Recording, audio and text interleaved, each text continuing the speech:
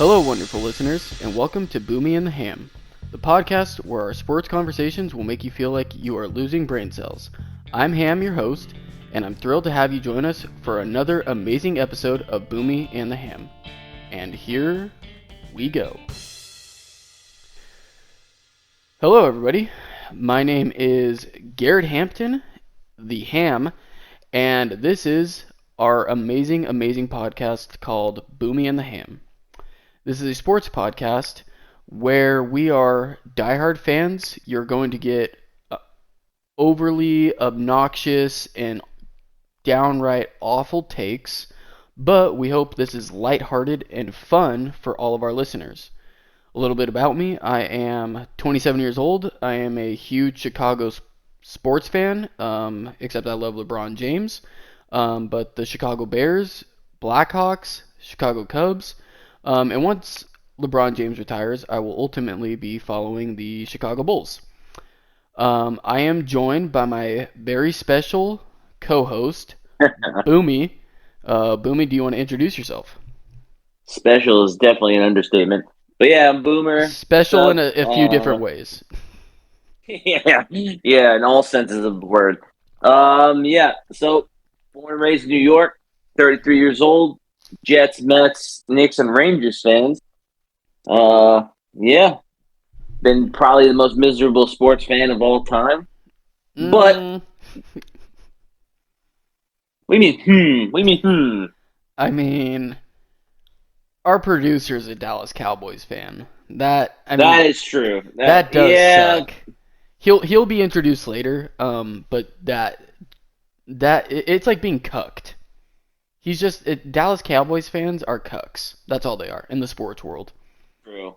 I mean, yeah, we'll get into all the nitty-gritty details of football when the season obviously starts. But I mean, my God, the only championship New York out of those teams have seen has been the the Rangers in '94. I think was the only championship that my teams have seen. We've had a couple close calls. Couple AFC championship games, couple NBA finals appearances. I was gonna say the Giants, but you're a Jets fan, so fuck those people. Yeah, that's kind of the person you don't want to see win. God, I'd rather a Patriots Super Bowl than a fucking Giants Super Bowl. At least I don't see the Patriot fans. Fuckers. Okay, so two very, very bad sports fans. But hopefully we can be real with each other. Hopefully we can, explain our dark, twisted fantasies with each other, and we could just, be very, very sick listening to like our what ifs and our hypotheticals on this podcast.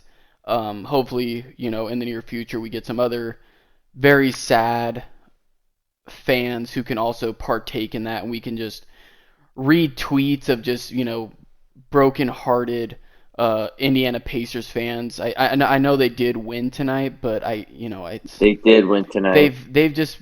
They always get really good and young, and I guess we'll just jump in to the podcast. We're gonna talk NBA, NHL. We're gonna do our Would You Rather at the end, and then I do have another topic of discussion.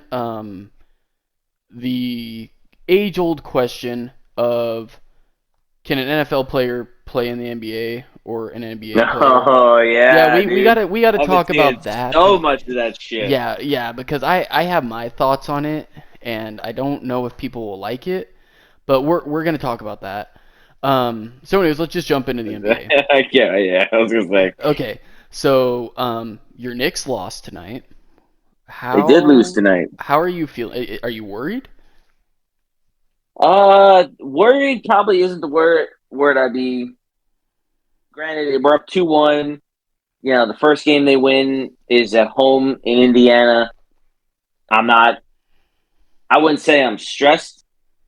I mean, what about the injuries though? I mean, you guys are very injured. Well, yeah, I mean, we lost Mitchell Robinson, I think, for 6 to 8 weeks, I think it was, with his, what was it? 6 to 8 weeks, like there's going to be NBA. His shoulder? What was his shoulder? Okay, yeah, I think that's I, right. I don't remember the specific injury, but I know he's out 6 to 8 weeks, which is pretty much the rest of the fucking season. Mm-hmm. I mean, I think it is actually the whole season. You know, I think even if That's the what Knicks I'm. made it to the finals. Yeah, that's what I'm saying. I mean, even if you guys made it to the finals, he still Yeah. So I doesn't. mean, we're down to Hartenstein and whoever. Obviously, we lost Randall in like April going into the playoffs. Brunson's banged up. I mean, the injuries are coming at the worst times. Yeah, it's like a I, lot of a lot of like these longer um season sports like baseball and basketball and NHL. Um there is luck involved, right? And being mm-hmm. healthy is part of that. And the Knicks just didn't get lucky at the right time. I'm not saying you guys can't do it, but the path to the championship is significantly harder. Oh no, absolutely. And another thing is, and I've seen it.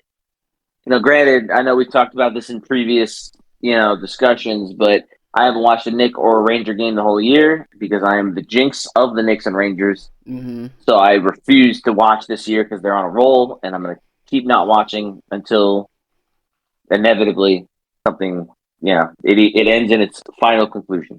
Yeah. But anyway, I've noticed this the last 2 or 3 years, especially with the Knicks. Well, because we're talking about the Knicks, that Thibodeau plays his stars Hmm. way too much. But And he I'm not doesn't. You saying you like guys aren't. I don't think you guys are necessarily deep to where he has an option to play anybody else, right? Like, they luckily, aren't very deep. But I yeah. mean, playing even during the regular season, he would play Brunson and Hart and Randall like almost 45 minutes a night. Maybe get 3 to 5 minutes of rest a game.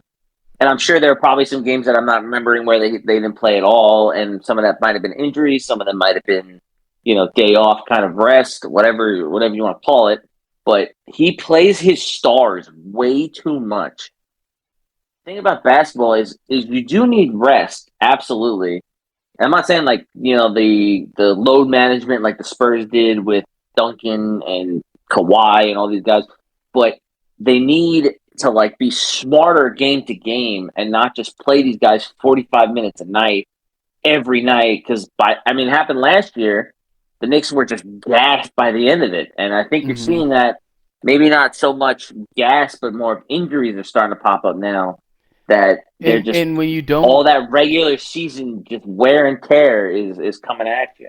Well, and yeah, and that's a good point because like you guys aren't very deep, but also playing everybody like your starters 45 minutes, 40 minutes a game, you're not giving the other guys the experience they need for these playoff runs. That's a difference between um, championship caliber teams versus they'll get you to the divisional or whatever round, right?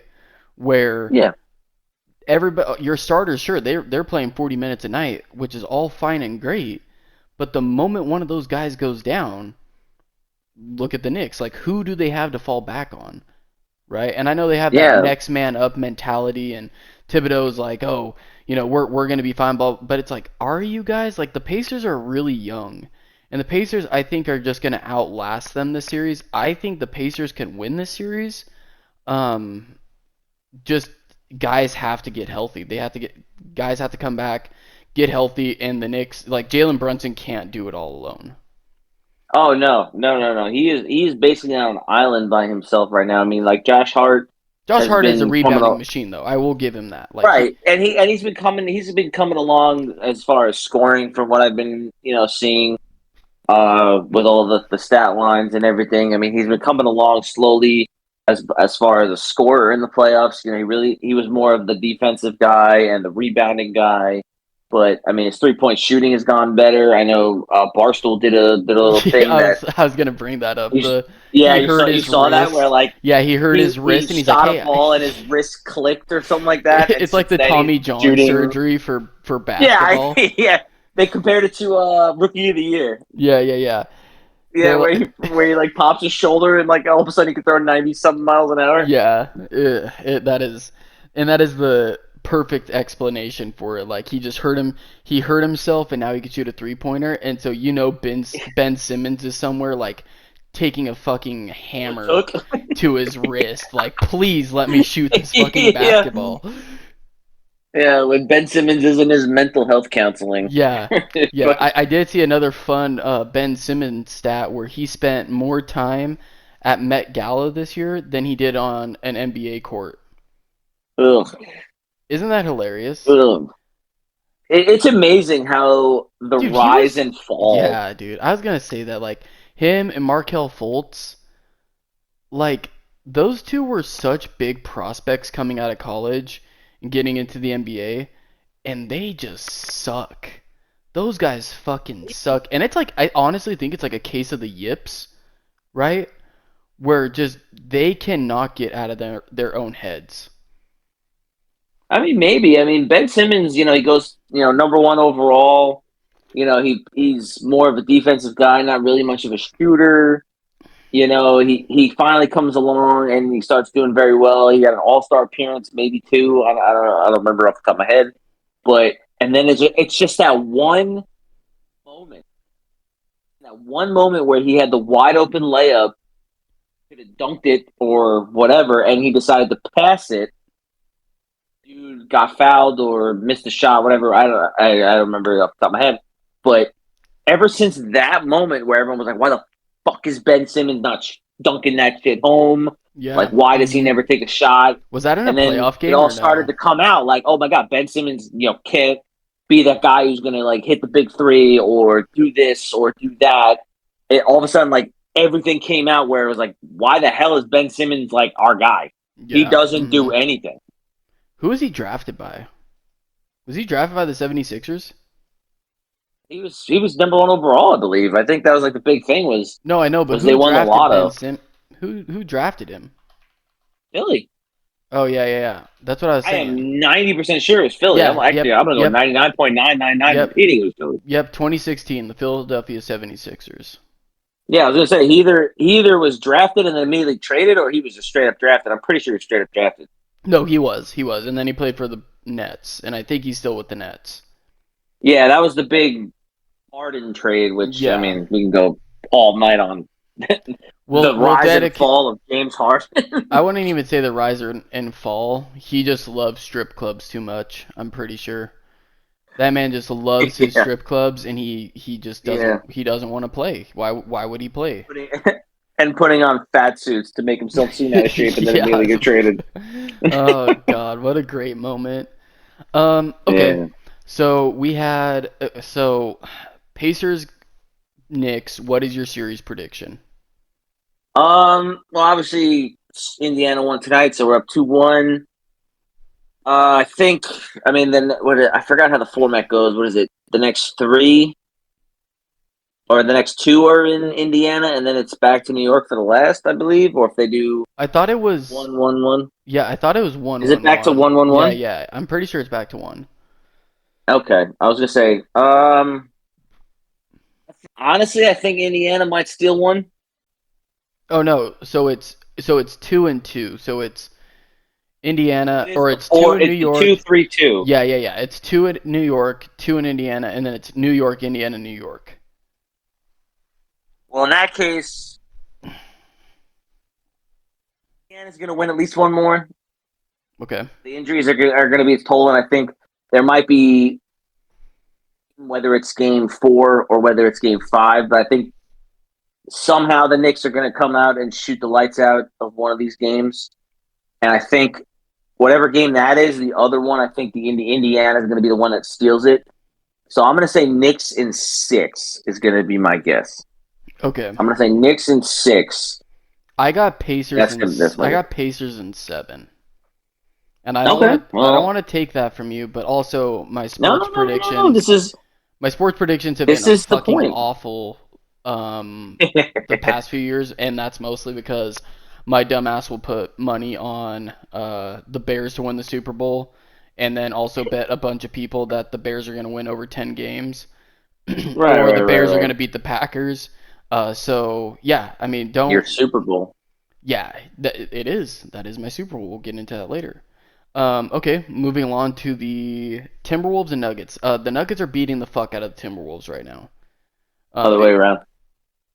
no, no, Nuggets are beating the Oh, absolute you mean fuck tonight? You mean out tonight? of the Tonight, Yeah, tonight. they're up by 25. It is not even a game. Okay. Wait, isn't Jamal Murray's hurt too, right? He's playing. Oh, suspended. I thought he was. I thought he got suspended. No, he didn't get suspended. He has 22. He has 22 tonight. I could have sworn I saw something where he got suspended No, for he got throwing like the towel. no, he got like fined or something for throwing his butt Ah, heater okay. or whatever it was. Um, Oh yeah. Oh my God. They're up. yeah, it's a Oh, massacre right now. 7, I think, right now. Oh my Lord. Yeah, With 7 minutes to go. yeah, Oh, they're in Minnesota too. yeah. But I mean, you can't really say anything about that because Minnesota stole two in Denver. I I think mean, Minnesota still wins in honestly 5 or 6. Um, I just think it's maybe a down night for the Timberwolves. I mean, Anthony Edwards only has 19. Cat only has 14. Benches not really doing anything for them. Rudy Gobert has 4 rebounds, 6 points. So that's where the Timberwolves are going to really win at. Is two things have to happen. Anthony Edwards has to score 40 points, and Rudy Gobert has to get, I don't know, 14 or 15 rebounds, and play really aggressive in the paint. And if they can do those two things, I think the series won't even be a thing. But also, it's the Nuggets, reigning champs. They're the reigning champs for a hmm reason. So who knows? Maybe the Nuggets come back and tie it up, and then we got ourselves a awesome series to talk about on the next episode. Oh yeah. I think Minnesota's definitely. I want to say on a warpath, but the way I've seen, from the few games I've watched and the highlights I've seen, that Anthony Edwards is playing just overall just great basketball. He's Yes, putting up 20, 30 a night, I and love he's I love watching him play.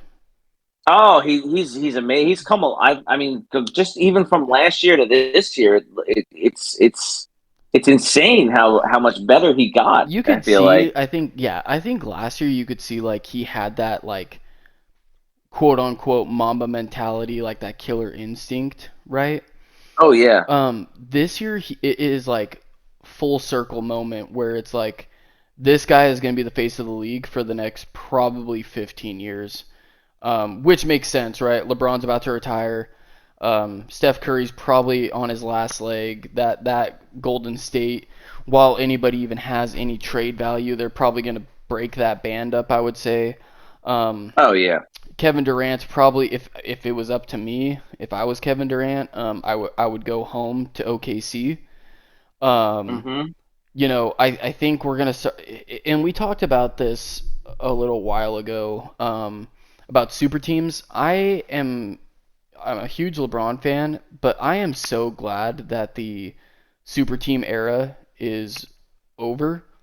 Like we're seeing the Mavs, the Thunder, the Cavaliers, the Celtics, the Pacers, the Knicks, kind of Knicks homegrown, the Nuggets Yeah, and the Knicks are a Tim. little Like bit I feel weirder. like all the teams left in the playoffs are some sort or some way like homegrown, organically grown ball club, right? No, yeah. Does that make sense? Where you don't No, have no, absolutely. The I Knicks are probably the outlier well, and because the the and the Knicks, Mavericks, because they have Luca and Kyrie, right? But other than that, right? like I feel like all these teams are really organically grown, and we're kind of seeing that, like, especially OKC, like youth and guys who can pull up and shoot the ball, and you have young leaders like um, Alexander, and I mean on the Timberwolves, Edwards and Jalen Brunson, and all these other cats who are playing. I mean the Celtics. Jason Tatum isn't the youngest, but my point is you have all these young cats who are kind of becoming the new face of the league, and they're saying, hey, we don't need a LeBron James or or a Suns level caliber team to win, Mm-hmm. right? Like the Thunder are probably set up for the most success in the next 10 years because not only do they have Chet and they have Alexander Yes. Yep. and Williams, dude, they have like they have like fucking 300 first round picks in the next 5 drafts. Like they have so many draft picks. And so like they're just going to get younger and better for the next 10 years, which is absolutely insane. And on the contrary, look at the Suns. They don't even have a first round pick till like 2030, Mm-hmm. right? So like you don't have the egos. You just have these young guys who are like, I want to play ball, right? And I love seeing it. Like Anthony Edwards, like I'm a huge LeBron fan. I fucking love watching Anthony Edwards play basketball. He is so, Oh yeah. dude, he is so good. He is just Right. hungry And and he's a leader. Like that's the thing that people don't understand is like he is just a leader on the court. Like you hear the mic'd up moments, he's telling guys where to mm-hmm. go, what guys are going to be doing. Like he just knows, and it reminds me a lot of LeBron James, and Kobe, where it's like he knows what's happening before it happens, and it's not very often Right. you see that happen with a 22-year-old kid, right? Oh yeah. Yeah, absolutely. And also when he the thing I love about Anthony Edwards too, other than the fact that he's young, is the fact that he plays both sides of the ball. Yeah. You know what I mean? And you're seeing Like that a he's lot not more just now. that dude. Yes, you are seeing those two-way players coming more and more. Obviously, you have the guys like Jokic who aren't really great on the defensive side and are Mm-hmm. just stellar on the offensive side. Yeah. But now you're seeing a lot of these young guns coming up, and maybe it takes them a couple years, but they're starting to really focus on the defensive side of the ball, but Mm-hmm. also their offensive side is improving insanely, Yeah. and you can kind of see the comparison almost like what LeBron did. Mm-hmm. Like when LeBron started out, he was a very big dunker. He was very athletic. He just ran people up and down the court, and it was great. And he played pretty much average defense. But you saw later in his career when he went to Miami I and wouldn't back to I wouldn't Cleveland. say average defense. I mean, there was a few times where LeBron lost defensive player of the year to Marc Gasol and he Well, had, yeah, yeah, that was when he was it's in Miami. But I think that was yeah. the point when he transitioned. Yeah. Because like you look at his early Cleveland years, he was just like that super athletic kid that just ran with everybody. He probably had some big blocks and some Yeah. athletic plays Mhm. and stuff. But you saw it in Miami where he kind of like transitioned into that two-way player. You know what I Yeah. mean? Mhm. Where we think of Where it like was like Jimmy he was Butler and Kawhi Leonard, like right, where LeBron he was like was, that yeah. lockdown defender. He was still his offensive self. He kind of improved his his 3-point shooting uh, pretty well. He Mhm. started to transition into that like super player, and it was great because he had Bosh and Wade and all those role players with him on the super team, right? We talked about, but you kind of see that transition almost with all these young players now, where they're starting to kind of harness their offensive ability, but now they're really starting to grind on defense too.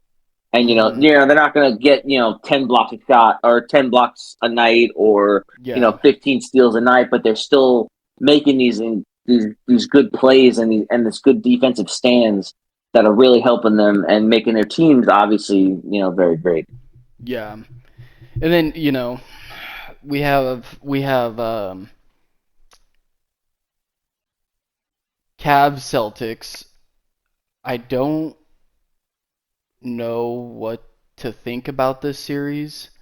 Um I think the Celtics, and I just have this feeling in my stomach. Everyone has them coming out of the East. I just don't know if they can ever live up to the big moment. And I know this isn't Yeah, even a big moment. Like, you're playing the fucking Cavs, but, like, I don't know. I just don't. I don't know. no, I know, I I know don't know. exactly I what don't you know mean.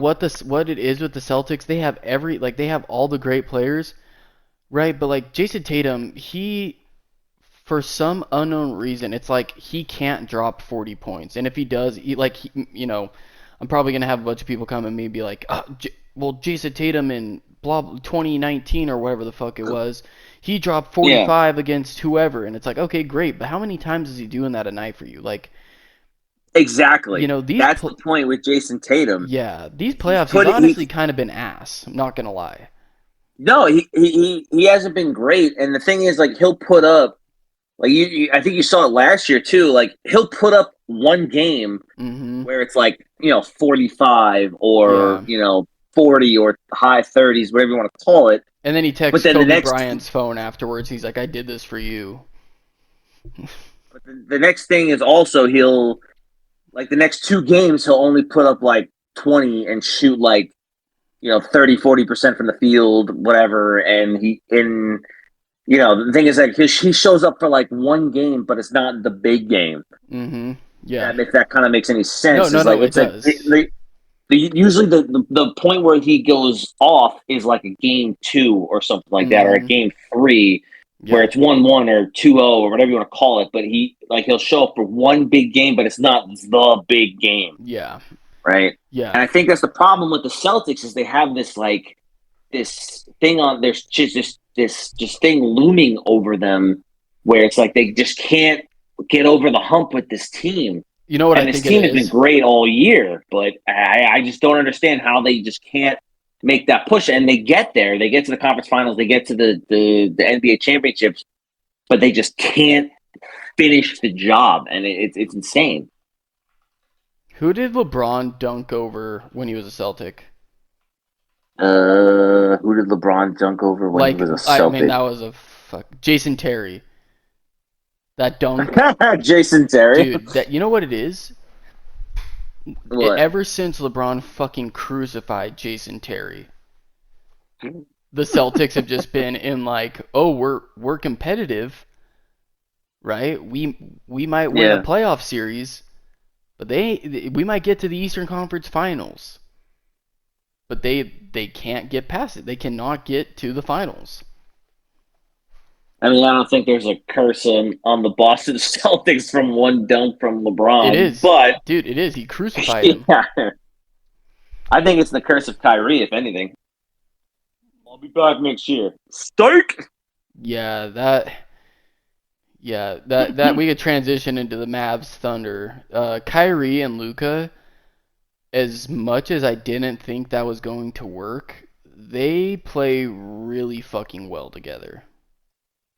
That's like when they made that trade. I was like, dude, what are the Mavs doing? Yeah. I was like, Mhm. why would you want that head case? I mean, yeah, Yeah. Kyrie's got arguably the best handles of all time. He gets the rack and he makes these insane athletic plays. And he's a very relatively young player, and the guy can ball, like no doubt about that. But I mean, the distractions. But Yeah. for some reason, like he goes to Dallas, plays with Luca, and it works. I I don't wonder know if how it Luka works, but it just works. told him like, "Hey, no bullshit. Okay, we're here to fucking play basketball. Yeah, right. We Like he don't just give a like fuck how much you second hate Jews. Why we don't care about all that shit. We're here to ball, okay? the So second he crossed the threshold of the fucking locker room, Luca grabbed him by the fucking collar, threw him in the fucking thing. He's like, "Listen, motherfucker, yeah, I don't give a exactly. fuck. I don't Yeah. give a fuck about your flat Earth or your stupid vaccination bullshit. I forgot We he was a win flat games, earther. got it?" I forgot He that he was fucking a like just fucking screamed at him, and all the fucking rest of the guys in the locker room like, "Yo," and then the guy was like, "Yo, fine, dude, mhm.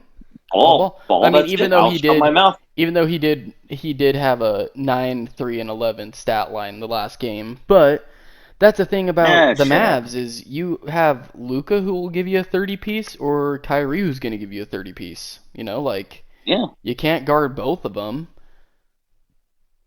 So yeah. I who mean, they got enough somewhat depth to like make up for it too. So yeah. even if Kyrie has a bad night, you got Luca to take the Yep. reins. You know. Yep. Who do you have at okay, we got to go back.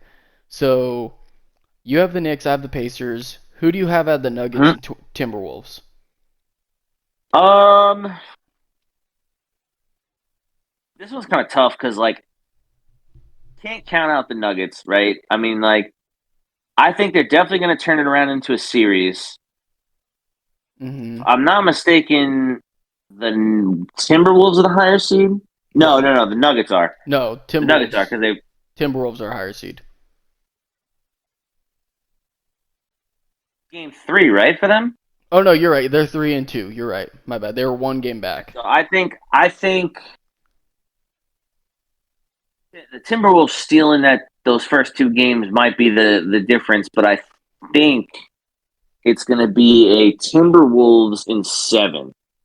I think Denver's going to turn it around. I think they're going to come back and make it a series. I think they're going to steal these next 2. But I think the youth and the defense of Minnesota is going to be a little bit too much. I Mm-hmm. think I'm gonna go with Timberwolves in 7. I'm gonna go Timberwolves in 7. Yeah, I agree. That's what I was gonna say. Timberwolves 7. Mavs Thunder. Who do you have? I got the Thunder in 6. Yeah, I think the Mavs have definitely, I think their team, their roster, and the duo of Kyrie and Luka have been great. Um, I think Oklahoma City is just on a fucking mission. I think they have so much youth and so much talent, Mm-hmm. and they're well coached. I think SGA arguably could have been the MVP this year. I would it go to Jokic again, which I mean, sure, definitely any of the finalists could have been the MVP, but you know, I think it's going to be Thunder. I think in 6 as well. I could see it going to 7 because I think the Mavs can, kind of get that dancing on their, or playing on their head kind of thing where they're just playing way out of their zone and maybe steal a game to force it to game 7.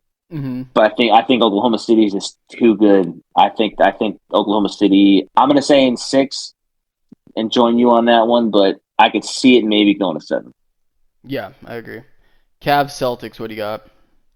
I got Cavs in a Oh, heartbreaker game 7. I have Cavs in 7. you have Cavs in 7, huh? I do. I just don't. And if here's the thing, if the Celtics get past this round, I do not think they get past the Knicks or the Pacers.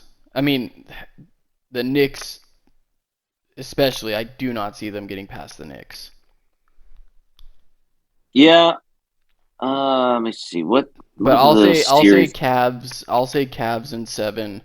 Kind of throw out a hot take. Um, yeah, Oh wow, that's it's 1-1. yeah. I forgot And the they Cavs stole one won. at the Garden as well. So I mean, Yeah, that is so true. now they're playing 2 It in Cleveland.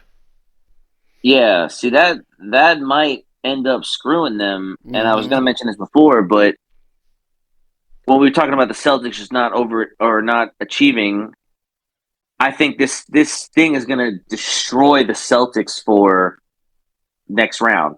Yeah. Mm-hmm. And I think if the Celtics, I know obviously every team wants to do this win 4, get out of there, win 4, get out of there, but I think the Celtics have to win in 5 if they're going to have a shot to possibly win because Mm-hmm. they need to get Porzingis back, and Porzingis, is out. I think until I want to say it was either like Game 3 of the conference finals or possibly the NBA finals. I don't remember exactly what it was. Or actually, did he come back? I don't remember. I thought there was an injury with him, but Porzingis needs to stay healthy. yeah, that was a problem when he was at Nick. There was a problem with when he was the Wizard and when he was with Dallas. I mean, he's just a 7 foot dude who weighs like 180 pounds. Like guy's got no meat on him. Yeah. Yeah, I mean it's gonna happen. It's a lot of strain running up and down the court when you're 7 foot. But Yeah. I mean he's a big part of Boston. I think the Cavs are going to make it enough of a series to fuck up Boston in the later whoever they play, the Pacers and the Knicks. Mm-hmm. And I think the Knicks and the Pacers are back to their old school smash mouth kind of tough defense and run you up and down the court kind of mentality. But I think I think it's going to be Boston, but I think it's going to be in a late series that it shouldn't be. I think it's going to be Boston in 7. We'll go Boston in 7. Okay. Okay. Yeah. Cavs in 7, Celtics 7. All right. Well, I think that covers our NBA talk for the day. Should we move over to the NHL? Yeah, sure. Alrighty. Alrighty, and we are back to talk a little bit of hockey with our limited knowledge that me and Boomy possess. Hell Um, yeah. yeah, this is probably be quick. I think that's one thing we need to brush up on is our hockey lingo and our knowledge. I can just go off of scores. The Rangers are beating the fuck out of the Hurricanes, so that's good for you. Hell yeah. You guys have some who's that guy who fights everybody? He's like really tall. Oh, fucking, shit. Starts with an R. I'm so bad with names. Starts with an R. I'm looking at the Ryan. Oh, god damn it. Off the top of my head, I can't think of his name. It's like, oh my god, I know my friends are going to listen to this and call me an idiot, but oh, fuck. God damn it. No, that's okay. Rempy? I can't think of his fucking name. It's Um on the tip of my freaking tongue. I don't know. I really like him because he's like 6'7" and just beats the fuck out of people.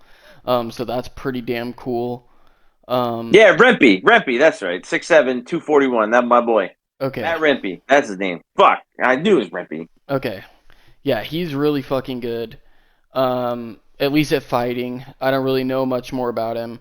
The Stars kind of beat the piss out of the Avalanche today. Didn't see that coming. I think after the first game, I was like, okay, Avalanche are they're gonna wreak havoc on the Stars.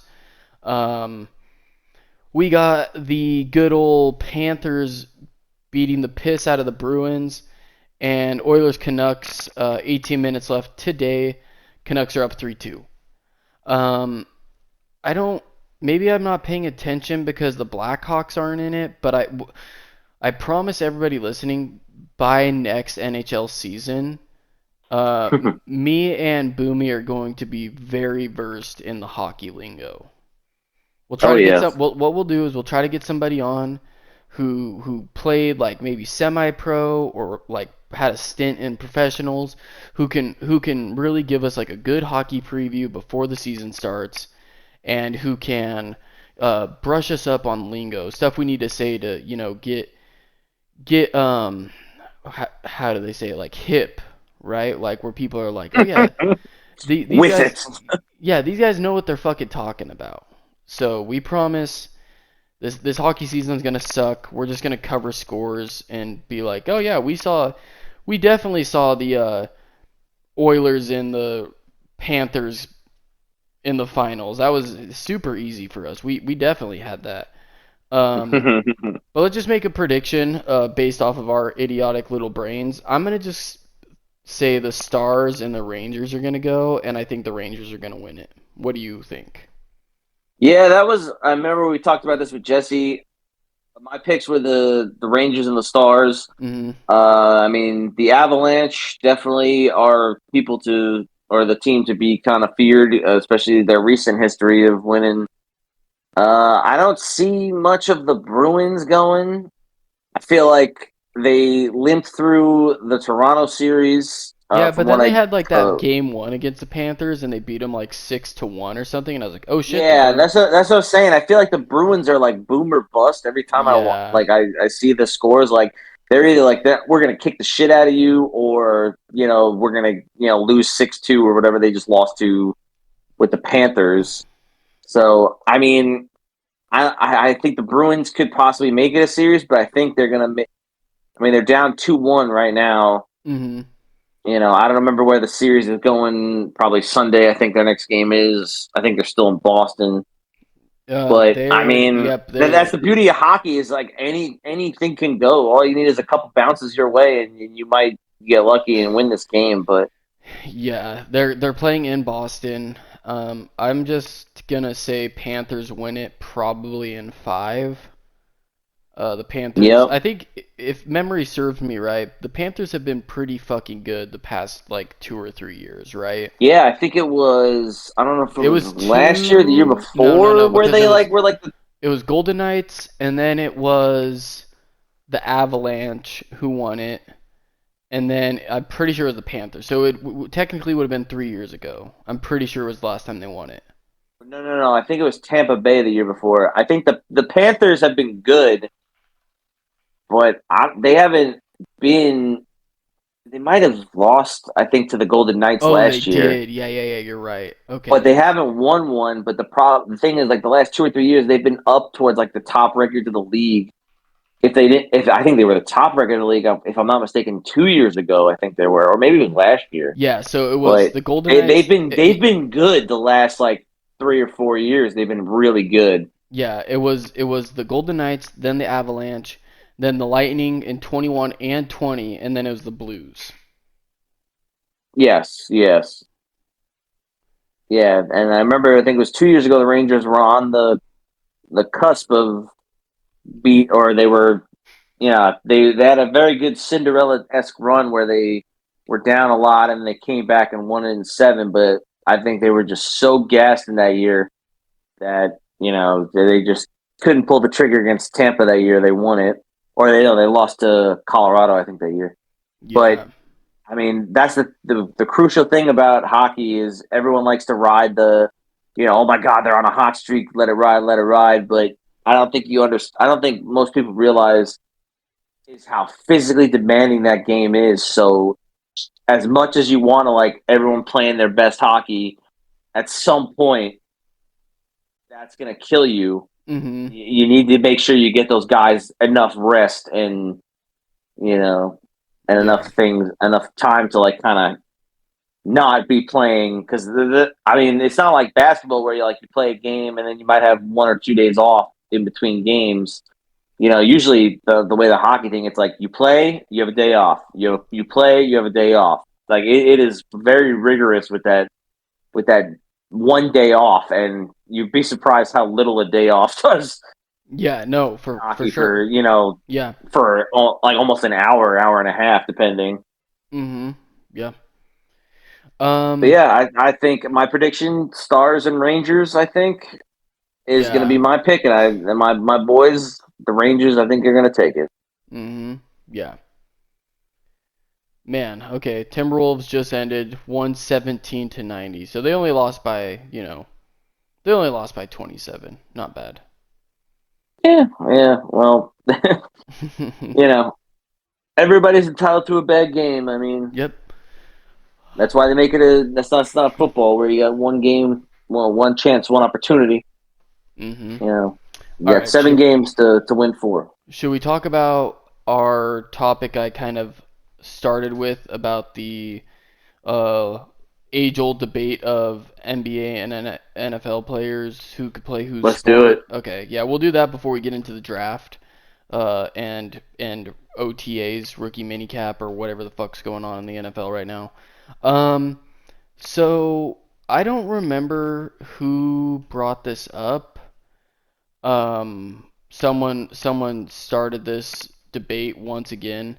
Um, if you took, I Austin can't, Rivers, I think it was. yeah, and I can't remember how it goes. It's like basically he's saying you could take 30 guys from the NBA and they could play in the NFL, but you can't take 30 guys from the NFL and play in the NBA. Um, Yeah. what is your stance on that?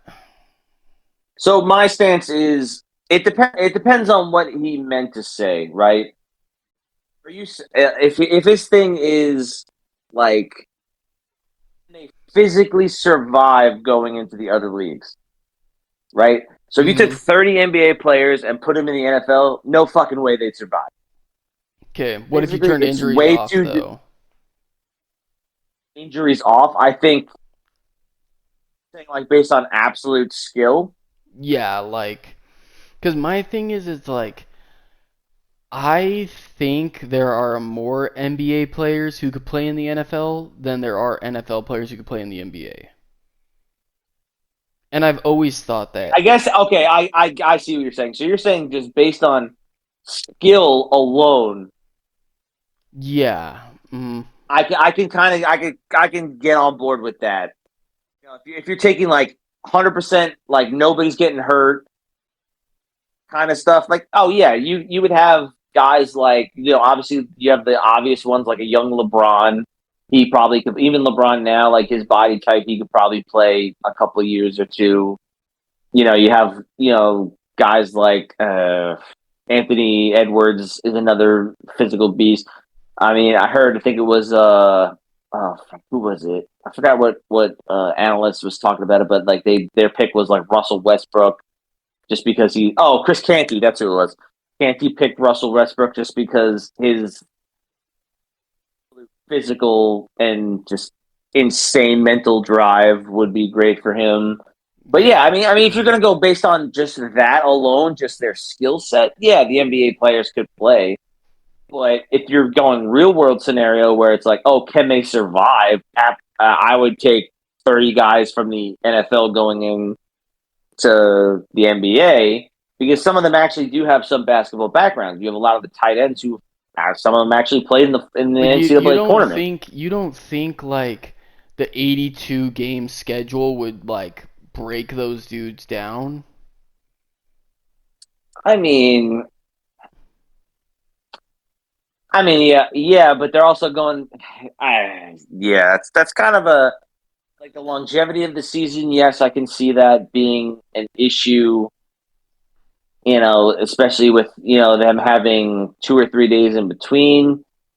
Sure, but I mean, there's a lot less contact than it is in football, right? Like every play is not 270 plus pounds versus 270 plus pounds at full force. That kind of stuff. I mean, the worst case is you're going up against a dude and you're in the lane and you like, maybe bump and like fuck up your leg when you land. It's a lot Mm-hmm. less, I think, contact to contact kind of thing. So, I mean, I'm assuming team these NFL guys go to is going to probably care for them just as well as they did in the NFL. So I think their bodies can physically handle it, absolutely. But it'd probably be obviously an adjustment period. But I think the NFL bodies could definitely handle the 82 game schedule. And you're also Yeah. probably assuming that these guys aren't going to be like Jalen Brunson's and play 45 plus minutes a game. I mean, obviously you can make that argument and say, oh, could they last a 45-minute game? And then that's probably where you see a lot more injuries going down. Mm-hmm. But, they wouldn't be Hall of Famers, but I think you would see more NFL guys being semi more successful than players coming over the NFL. I I don't know. I have to like I agree to a point of like the whole like physicality. Can they survive that? Sure. I just like go like growing up and like even going to like the gym and you see these like big dudes who are like, oh yeah, I play college football at like College of Idaho or fucking some community college or even like those semi-pro tackle football leagues. You see those guys on the court and they're Mm-hmm. so awkward. Like they cannot dribble. They don't have that finesse, right? Oh, And yeah, I yeah. think it's like NFL translating over to NBA is so much more difficult than NBA transitioning over to NFL because like in the NBA you know how to catch a ball. Unless you're the quarterback, you don't really know how to. You don't need to know how to throw the ball, right? And Mm-hmm. if you fucking took Wembanyama or whatever Wemby, and put that dude as like a wide receiver on goal line, that dude's catching probably fucking 27 touchdowns in a year. Because he's so fucking freakishly tall. And like the average height of like an NBA player is like 4 or 5 inches taller than an NFL player. So I just think like sure they're not playing like offensive fucking tackle or like defensive line or something, but like a lot of those NBA guys are just athletic freaks, can jump through the roof, and they're just gonna be a wide receiver or tight end, more than likely a tight end, and they're just gonna catch fucking touchdowns all year, right? Like I think they would have way more success than like Micah Parsons or fucking Miles Garrett going into the NBA. Like Yeah, I mean, physicality aside, like just look at physique of guys well, and yeah. NBA guys they're fucking running that field in my opinion. That is definitely a good point. Like if you're taking, the physical prowess out of it and the physical demanding thing of football versus the or the NBA, excuse me.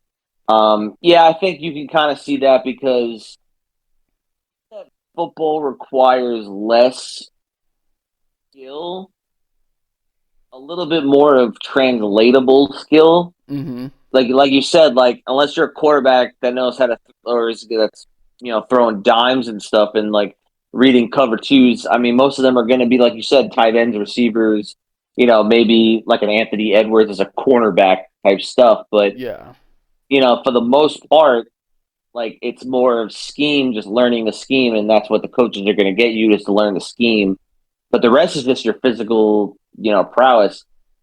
I mean, NBA, you can still kind of make that argument where you're saying, oh, well, it's just like do a layup and knowing how to dribble, but like still you have to create shots Mhm. and be able to, like work the ball. So I can kind of see if you're thinking that like probably why this has become an erupted topic lately is because I think what Austin Rivers was trying to say is, I mean, granted, I haven't, researched what he actually meant, but I think he's trying to say that, all things equal, no injuries, no physical demanding. It's a lot harder for somebody to be able to be so good in basketball than it is in football. And I kind Mhm. of see what I kind of agree with that to a degree. But the thing you have to understand is in football, if you're actually talking about real life things, the Kawhis, the guys who are always injury prone and that are always on load management, they wouldn't last, a 17 game schedule. And even Chris Canty was saying this before or earlier yesterday, I think it was when they were talking about it. He was saying like all these guys are gonna not gonna be able to deal with the constant, almost like car accident type collisions that they do on a play to play basis. Mhm. And he said, like, even if you stuck all these NBA players and stuck them in practices, like he thinks that, I kind of agree with him that most of these guys wouldn't even survive practice, let alone games. Yeah, no, Like, for sure. I agree with that. But you know, we could settle this debate, right? Like I've been thinking about this. All we need to do is have the NFL Players Association and the NBA Players Association get together and schedule a 12 on 12 flag football tournament. Not tournament, like 3 game series or whatever, right? See who wins. And then you go play 3 games of basketball and you choose the best 12 guys to play in both, right? Who you think is going to be your best shooters and your best guards and your best forwards, all that. You assemble your teams and you play 3 games each, and we could settle this debate. It's not even that hard to settle. Like you just have like I don't know Tracy McGrady and fucking Tom Brady be the coaches, and because Tom Brady has a pretty sweet little jumper, not gonna lie. May not know a damn thing about basketball, because but he's white, yeah, exactly. It reminds me of a John Stockton or a Steve Kerr, the all-time goats. Um, like Steve Novak, baby. yeah. But you just go out there and fucking play. Like get the boys together. Just have settle it once and for all. 3 games of flag football, 3 games of um, full court 5-on-5 basketball, and choose your 12 best fighters who you think's gonna succeed at both sports and let them go at it. Yeah. I do think the NBA team would probably steal one from the NFL guys. I'm not gonna lie. Yeah, I mean, if you're gonna do it that kind of competition, the only issue I think with the NBA would be who are you gonna get to throw the ball, right? And there might be somebody who played, LeBron. sure, The difference between athletic freak and being That able that fucking Suggs kid. Wasn't he like a to Suggs? What's his name? Um, Suggs. no, NBA. Fuck. Jalen Suggs. Wasn't that dude was like a fucking really good football player? I couldn't tell you. I What football team? He played for some academy. That dude had like an insane fucking high school uh resume, and he was. I'm pretty sure. Hold on, Jalen Suggs.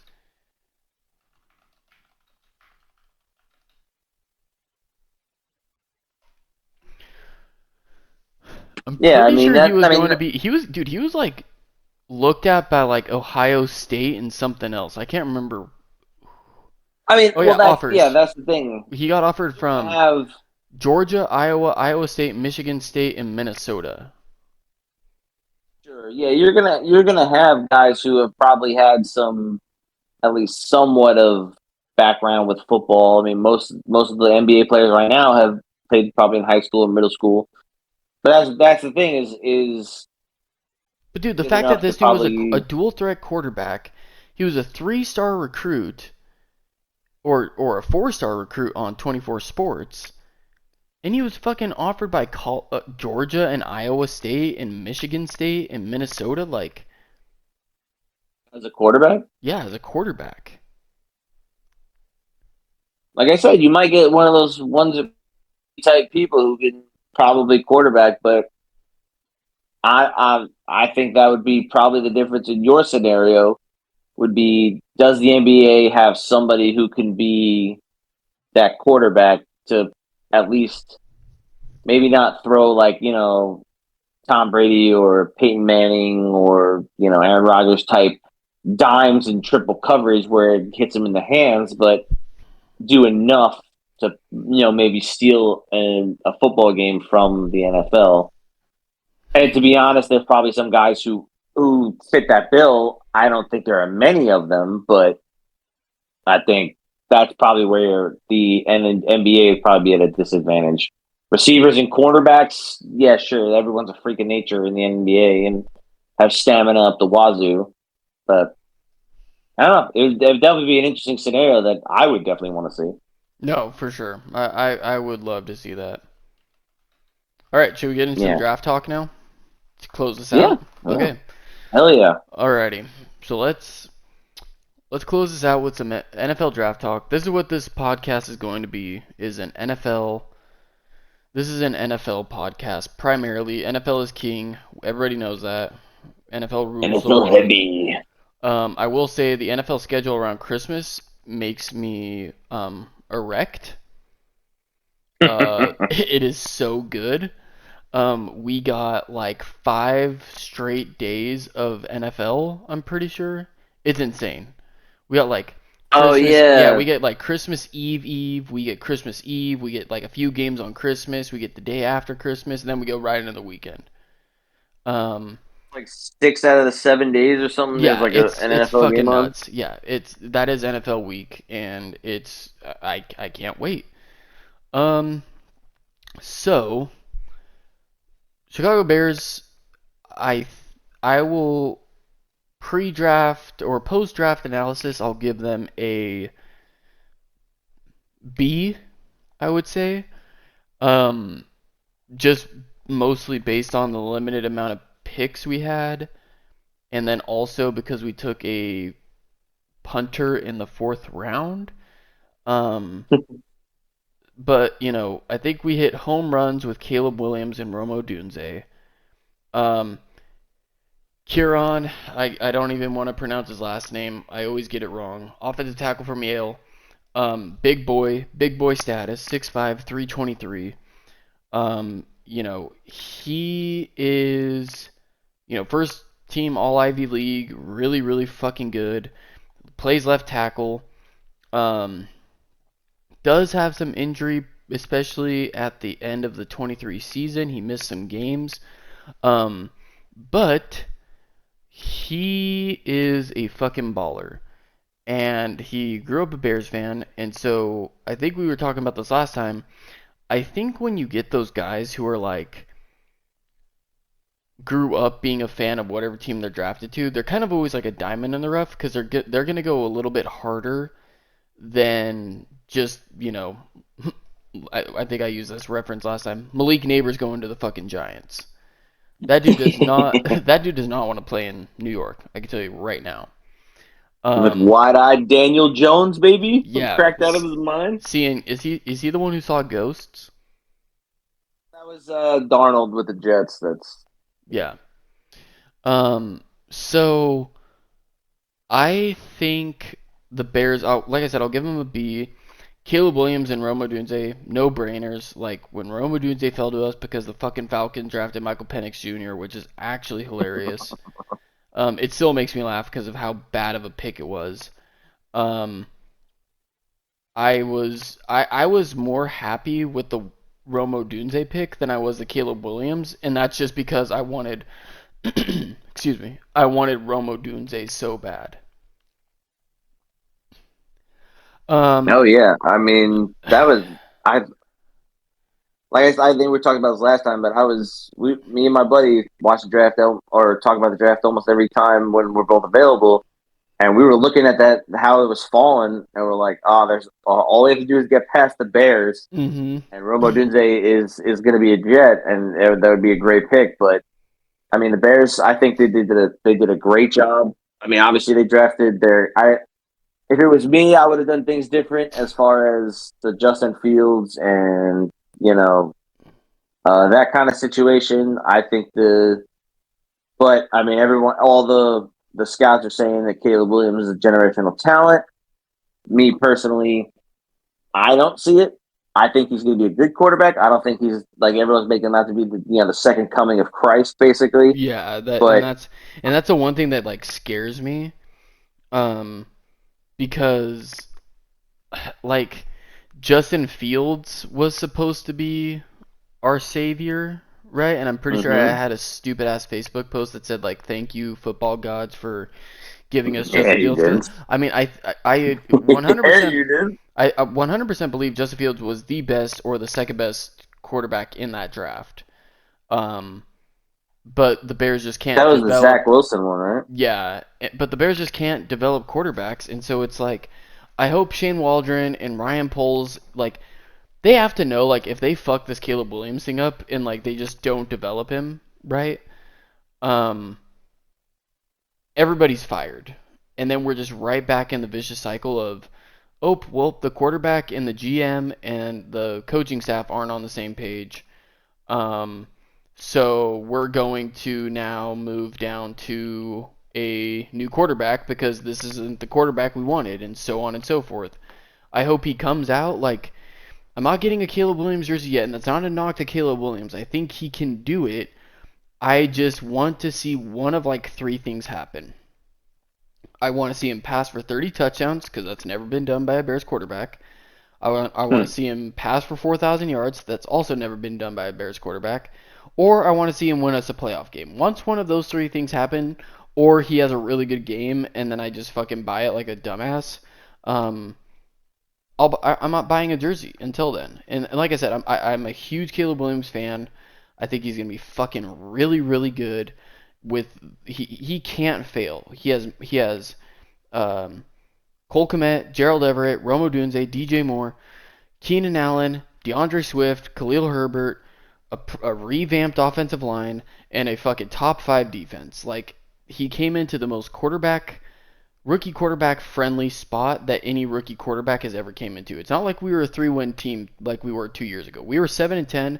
Probably should have won 3 more games this year, but he came into a very very good situation, and I think in all reality, like the Bears should win 10 or 11 games. Um, I'll give them a draft. I'll give the draft a B right now.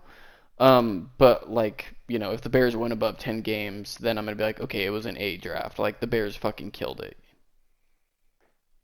Yeah, I think Ryan Poles was last year and the year before that, correct? As your GM. Yeah, he was. So the first year he was here, we got rid of Khalil Mack, and then um the next year. Yeah, he's been with us. This is his third year. Because then the last year Okay. we got rid of, or no, the year before we got rid of Roquan. This might be his fourth year, I think.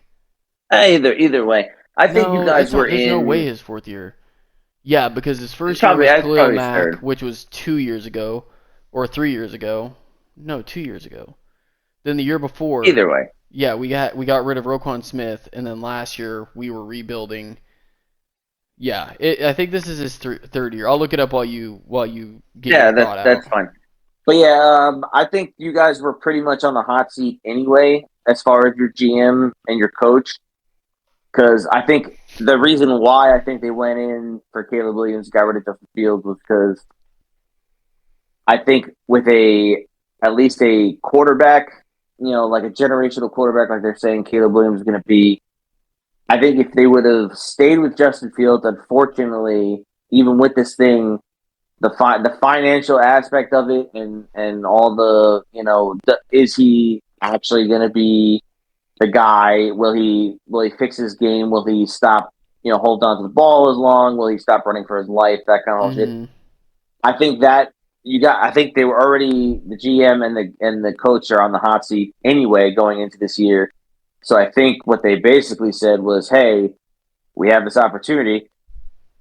Excuse me. They have this opportunity to draft this guy who might be the spark that they need. Finally, put pieces around it because they already knew basically like Justin Fields was going to be this guy, and it was kind of like you kind of knew what Justin Fields was going to be, but even with the pieces, he might have still been the same guy. But at least you basically put all your eggs in this basket, saying, "All right, this is the rebuild kind of situation. Yeah. We got a brand new quarterback. We added all these key pieces. We got a lot of new stuff going in here, and this is going to be the change of it." Basically, it's an all-in situation. I think for the Bears, at least the upper chain, like the coach and the GM, because I think they all got together and be like, "Listen, if this doesn't work, we're fired anyway, so we might as well go in on this thing and show that we can at least change the culture into somewhat of a winning culture that Mm-hmm. we haven't been in since the few years where Jay Cutler got you guys to the fucking playoffs And and then like the you early know 2000s or late 2000s, Rex Grossman yeah built the Bears defense. Yeah, yeah I yeah yeah agree. It is kind of hot seat for everybody. Um, and I think we've talked about this before. Justin Fields, I think, is still a very good quarterback.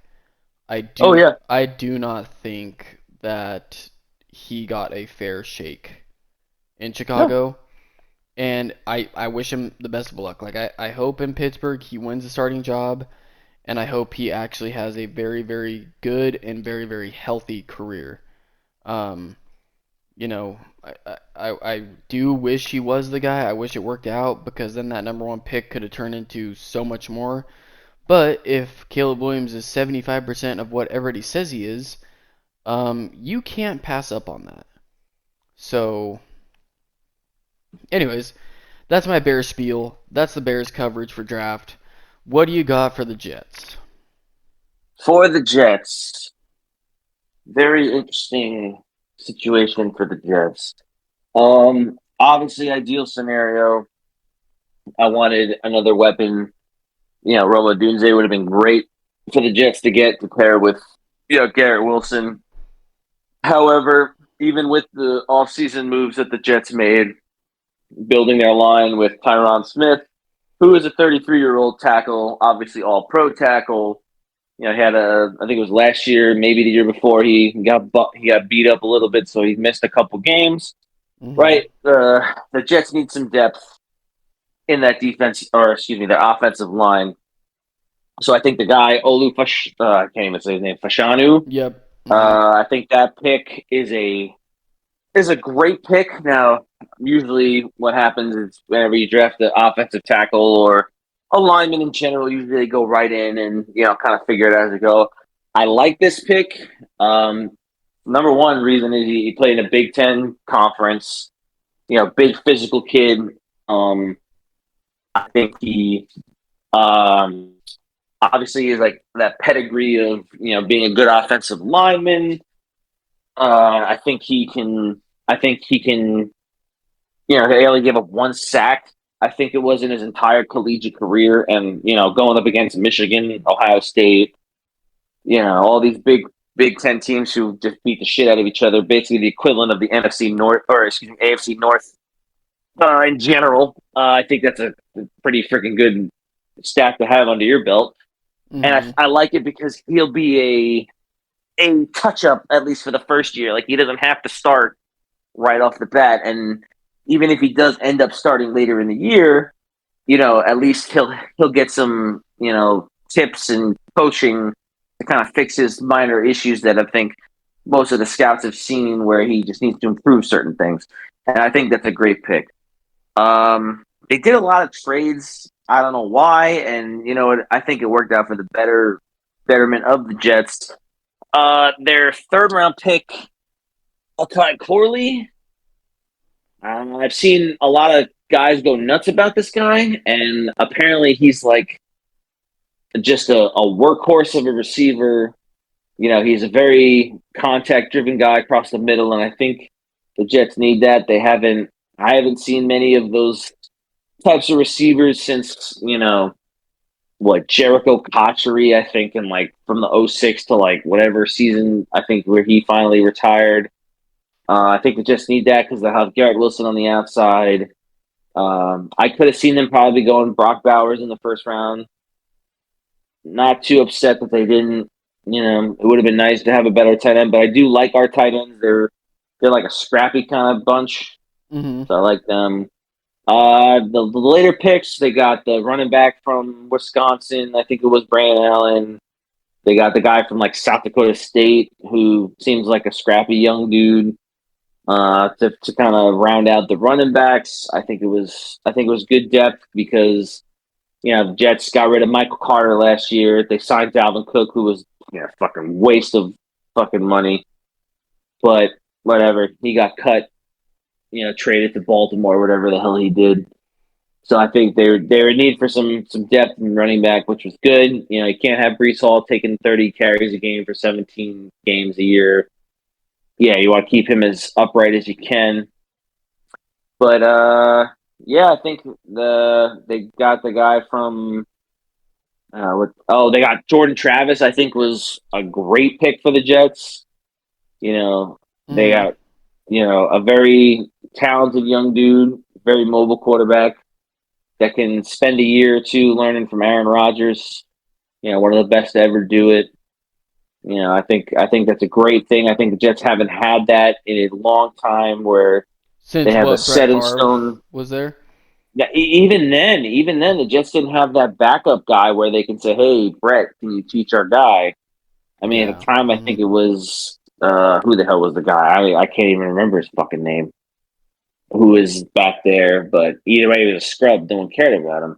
The Jets haven't had like a locked in quarterback starter for the last since what Mark Sanchez I think was like even that was only what 3 years I think he was the guy, but they haven't had a set in stone quarterback for that long. It's always been a question mark. Like, hey, who's it going to be? I mean, they brought in Fitzpatrick. They had Sanchez. They had Geno Smith. They had freaking Josh McCown. Like, I mean, they've had a carousel of quarterbacks, and they drafted some guys. Christian Hagenberg from Penn State. I thought was going to be the future, but he didn't pan out.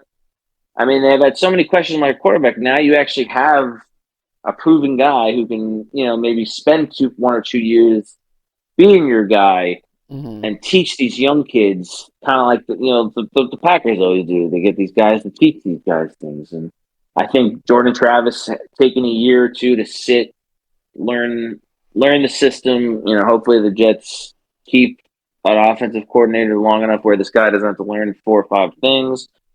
Um, yeah, I think it was a great draft. I think overall, they added some depth in the defensive backfield, which their safety, the Mister Irrelevant was the guy from Alabama. I think was a great pick.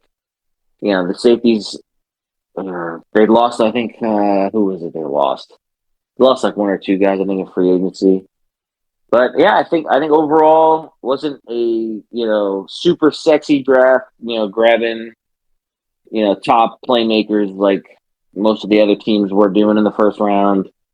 But I think they added what they needed. I think the Jets' defense is very deep and very ready to roll, especially even losing a guy like Bryce Huff, who's a good rusher.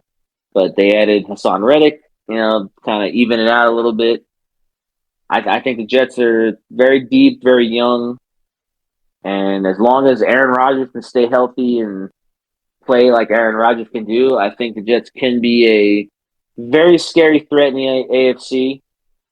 I can see them breaking the streak of 13 years now of not making a Super Bowl or a playoff appearance. Excuse me. Obviously, been almost. Oh my God, almost 60 years, a little under 60 years from being in a Super Bowl. But I think overall B. I think the Jets just have to stay healthy, and I think this team can really do some damage in the AFC, especially when you have three quarterbacks in the NFL or the AFC of Allen, Mahomes, and Burrow. Mm-hmm. And even Jackson, you can see even Jackson, but all these guys are always going to be roadblocks. And I think with Aaron Rodgers at the helm and a healthy team and defense playing the way they have the last 3 or 4 years, I think this team could be scary. I think this team could be very fucking scary.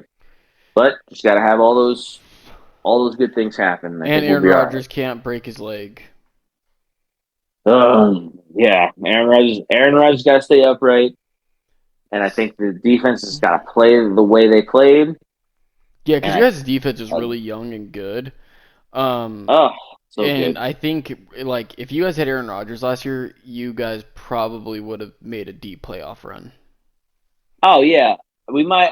To be honest, we might have, especially the way Miami collapsed at the end of the year. They might have snuck in, to win the division that Yeah. year. I mean, because Buffalo just happened to get hot, and yeah, I think if Rodgers would have stayed healthy and he played not even at his MVP level. Yeah. I mean, the Jets were in almost half of their games, with the exception of maybe one or two games where Zach Wilson couldn't fucking fight his way out of a paper bag. But I mean, they ended up winning 7 games. I mean, if you put Aaron Rodgers in that situation, that's at least 3 or 4 more wins. I mean, Yeah. to be honest, Zach Wilson should have probably had 8 wins. Freaking Kansas City Chiefs game, but the refs gave him that freaking game. But I mean, it's neither here nor there. What's done is done. Yeah. But Mm-hmm. I think any other reasonable quarterback, if you put average quarterback play on that team, we probably would have snuck in the last wild card, maybe the 6th seed. But shit happens. Yeah, for sure. Alrighty. So let's wrap this up with our would you rather. We're gonna do a would you rather at the end of every podcast, and it's kind of hopefully soon we have a would you rather from our listeners, but we will do this until we get a good few would you rathers that we could kind of read off of. But the one we've talked about this one before. Would you rather be a Hall of Fame caliber player, but you die at some point in your career, or a very good player and play 10 seasons, but you have a season-ending injury every single year? Yeah, yeah, definitely a good one to think about. As far as me, I'm always for the kind of name recognition of it. Yeah. I love like having your name kind of ingrained in Hall of Fame type stuff, or you know kind of that everlasting name throughout history. All even like the ancient times, you hear all these guys that if you ask them, oh, who's this, like Achilles and all these like names that last throughout history. That's like kind of my thing. Mhm. I always would rather have somebody remember me and be like, wow, this guy was so good. Sucks that he was cut down in his prime. As opposed to being the everlasting what if situation of man, if he would have kept his body in better shape, or Yeah. a couple bad tackles here and there, this guy could have been, probably the greatest of all time. I think having that to be honest, that was it the uh who the hell sings "Pour Some Sugar On"? Def Leppard. Hmm. Def Leppard song, freaking Rock of Ages. Better to burn out than fade away. Definitely something I love as far as my football players, right? Better to burn out, maybe not so much as the drug use and booze and dying, like that, but more of that really good short amount of time in your name staying in it, that's just my kind of thing. Yeah, I agree. I think I would do the Hall of Fame career because, I mean, if you're talking Hall of Fame, or you could even say, like, oh, you were the GOAT at that position, or whatever the hell you want to say. Um, if you're the GOAT, right? It's kind of like, who the guy who fucking who played for Washington, Sean Taylor, right? Is that, Mm-hmm. yeah, right? Like, people were like, holy shit, this dude is like going to be the next, you know, big thing. Um, but he passed away, and so it's kind of like the what if. I would rather have that than like, oh well, he was really good. He just, partied, or he just didn't take care of his body, whatever, like you said. So I think I would definitely rather do the Hall of Fame caliber career GOAT player, but you die at some point. Just because then people are like, this guy was the best. If he just didn't die, he would have been the best. Yeah, I mean, it's definitely a if situation kind of, like, oh, if he would have stayed alive, or if he didn't get cancer or some whatever Hmm. was the an epic downfall of your career. But Yeah. yeah, definitely having that, like, that's a little bit more of a tolerable what if for me than like Hmm. hey, he didn't take care of his body, or hey, he had a lot of bad breaks and type shit like that. But Yeah. yeah. Alrighty. Well, good show. Good first show. I think next episode we're gonna talk a little bit more football. We're gonna go over rookie minicamp and how beautiful Caleb Williams looks throwing the football. And then we'll do our top 10 dream guest lists. Right? You'll give your top 10 and I'll give my top 10. So that's kind of a look into the next podcast. But with that, Boomy and the Ham, episode 1 is finished, and we will see you guys on Monday.